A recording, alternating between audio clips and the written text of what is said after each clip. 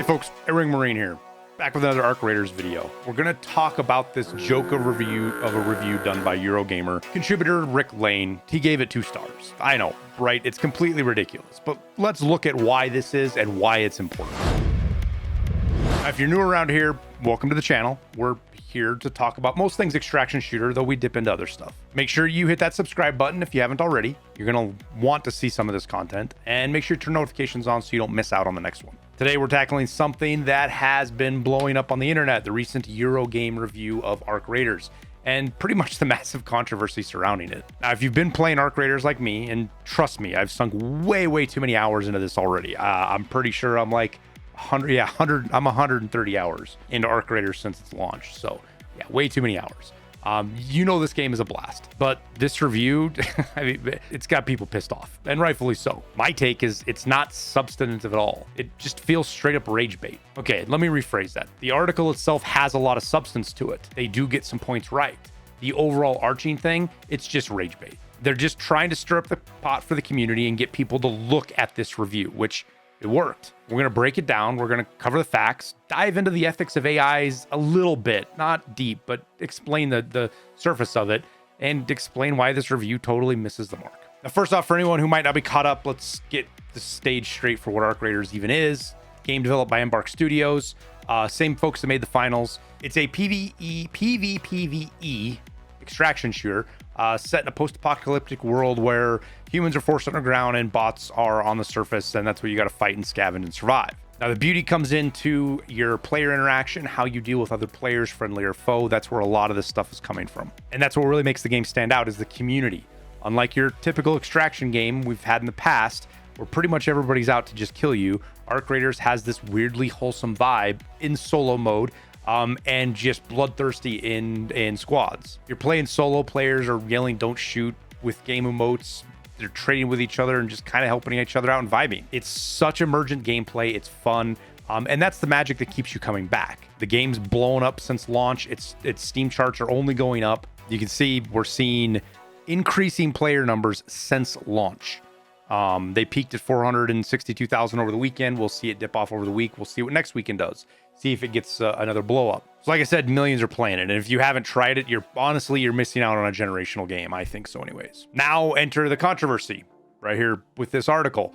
Eurogamer drops their review titled Arc Raiders Review, a smartly designed extraction shooter marred by one inexcusable decision. And they gave it 2 out of 5 stars. Yeah, you heard that right. 2 out of 5 on a game that's sitting at like 85 plus on Metacritic, I think, from other outlets, and has players just raving about it. All of the complaints around the game are peripheral issues. The core game is amazing. Now, this reviewer praises a ton of stuff. The rich combat, the unusual friendly community, the smart design that encourages de-escalation without forcing it. They even tip their hat to the emergent arc behaviors from machine learning.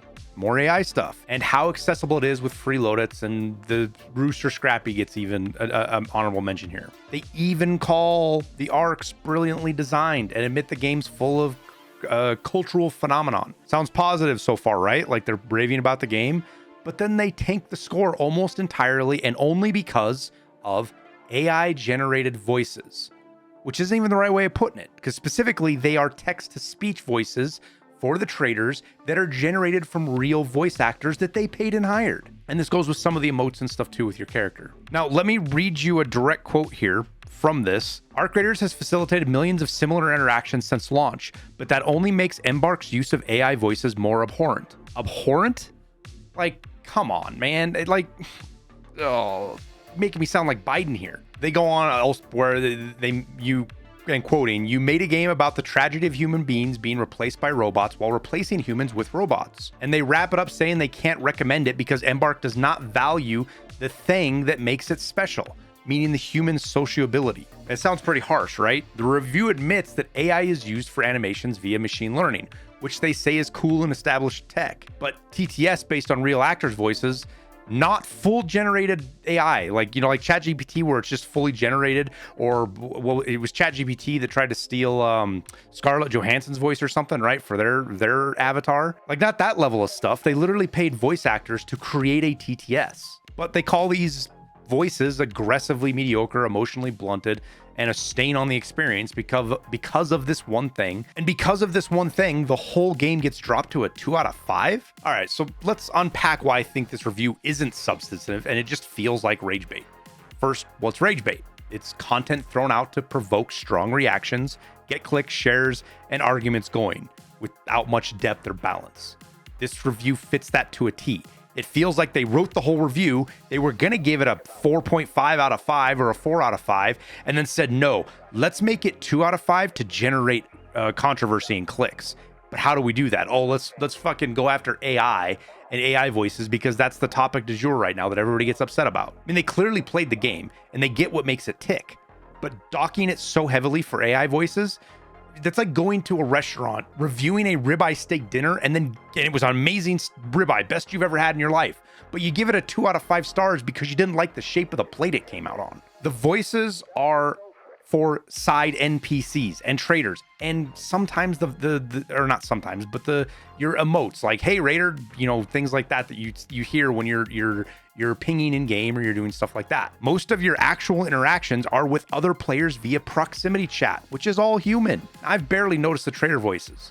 Yeah, they kind of seemed a little flat, and I'm not going to say they didn't, but that's kind of typical in gaming now, and I'm not excusing it. I'm just saying that that's why it didn't stand out to me. If the voices were game-breakingly bad, sure, call it out, but abhorrent, it's just hyperbolic language meant to fire people up, and it did. This review pisses me off just because of what it does in the industry as general. And it's not just me, it did it in the community as well. Reddit and X, their threads are full of debates. Some folks are actually agreeing with Eurogaming, saying that AI steals jobs from voice actors. Folks like me think it's just all overblown. The review does hurt the Metacritic score overall a bit too, and that hurts the devs.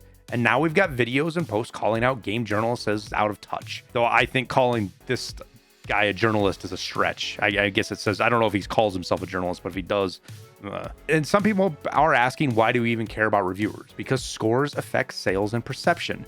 But when a review like this feels more about virtue signaling than the game itself, it just erodes trust. And that plays off on even outfits that are trustworthy, because this just in general makes the industry look bad. Now, from the same guy, Concord got a 3 out of 5 from them, which was fair for its issues. I'm not criticizing that. That's a fair thing for Concord. But to give Arc Raiders a 2 out of 5 and compare that to Concord, are you kidding me? It just reeks of chasing controversy, especially with AI being such a hot button topic right now. Now, this brings us to the big topic I want to expand on a little bit, and that's the ethical use of AI, and especially in video games. He talks about it in here, talking about machine learning is not a new technology in video games. They were used in the black and white days, and they're praising how it's used for the arc animations. If you didn't know that, all the movement in the arc is done with machine learning. That's why they kind of look super organic, and they tend to stumble over stuff and react really realistically to the terrain. This is why. But the review hammers Embark for using AI voices, calling it unethical and hypocritical, given the game's theme of human versus robots. Let's break this down factually and see if it even holds up to that. First, what did Embark actually do? They used TTS tech generated from real actors' voices, people they paid and hired, people that consented to this. They didn't go scrape the internet and create deepfakes without consent. That stuff is bad. Actors were involved and compensated. Now, the reason they did this, Embark says, is it speeds up iteration instead of having to re-record lines manually, which, I don't know this, but from what I've read, that can take weeks and just a ton of time, and it costs a lot because you need to rehire actors and go through all that stuff. TTS lets them tweak in hours for a live service game like this.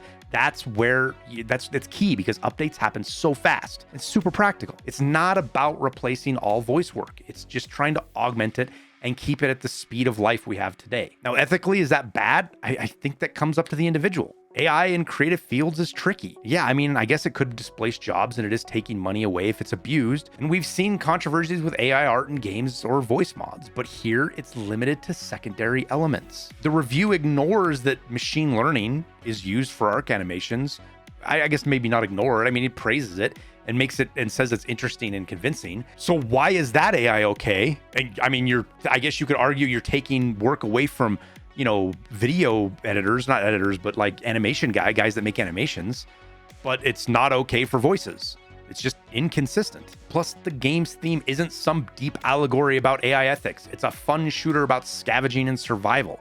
Saying it's hypocritical is a stretch. It's just like criticizing Fortnite for using digital skins while the story has tech themes. It just misses the point entirely. As far as I'm concerned, ethical AI means consent, fair pay, and not exploiting people that create stuff. Embark checks all those boxes. Real actors provided the voices. The TTS builds on that. Kind of like using stock sound effects, efficient without being evil. If anything, this helps indie devs or smaller teams compete with the bigger outfits without massive budgets. The review here, the reviewer acts like Embark's profiting off human interaction while cheaping out on voices, but the human magic comes from the players, not the traders. And that's all this is the side stuff with the traders and the emotes.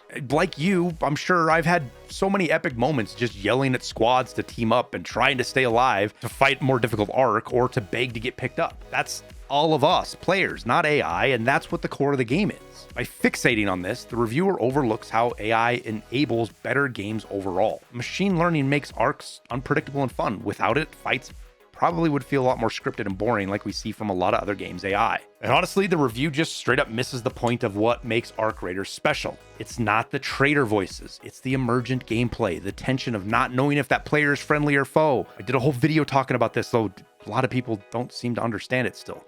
The satisfaction of crafting a silencer from scraps and going on a budget run. I just tweeted about how the blueprint I found, the Silencer 1, is cheap, effective, and I'm more excited about that blueprint than I am one of the snap hook, which is a bigger one because it's a bigger game changer for me. That's the stuff players care about.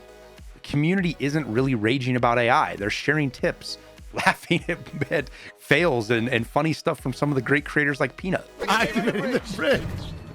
Activating the bridge. Bridge activated. I guess the most serious thing is debating matchmaking, or if people want a PvE mode. Those are the things the community is actually worried about, not this stupid AI crap. The reviewer admits the game's smartly designed and has magical moments, but lets one gripe overshadow everything. One very personal, non-objective gripe, in my opinion, I guess. I mean, if the voices bug you that much, there's nothing wrong with mentioning it, but knocking it down to 2 out of 5, again, just rage bait. It doesn't do anything really but reignite an AI debate that is already worn out without any nuance or added information. And it's trying to pit the gamers against the devs. Probably one of the best group of devs we've gotten as a community in a long time. And we just need better discourse. AI can be a tool for good if used ethically, like here. And not every use is abhorrent. If we knee-jerk reject it, we miss innovations that'll make games like this possible. So, wrapping it up, what do you guys think? Is the Eurogamer review fair, or is it just stirring up drama, or is it something else entirely in your mind? Drop your thoughts in the comments below. I love reading them. I read pretty much every single comment. I don't, to my own dismay, I pretty much read every comment that comes across my socials. Now, if you enjoyed the breakdown, if you enjoyed this little talk, make sure you hit that like button. We're going to start doing more stuff like this, I think. Instead of just doing it on stream, we'll do videos. And all your engagement helps the algorithm out a ton. Especially with new content like this. If you know a friend who's into Arc Raiders or gaming controversies, make sure you share this video with them because that helps out a lot too. YouTube cares about videos being shared. It's weird. Don't forget, again, to subscribe for more deep dives, guides, live reactions. We all do all sorts of stuff. My ex is more unhinged a little bit, off the cuff, which is what it's supposed to be. Gets me into trouble now and again. And catch me streaming on Twitch or YouTube. I'm live there most weekdays. But thank you guys for watching. Stay safe out there in Speranza. And we'll see you guys topside.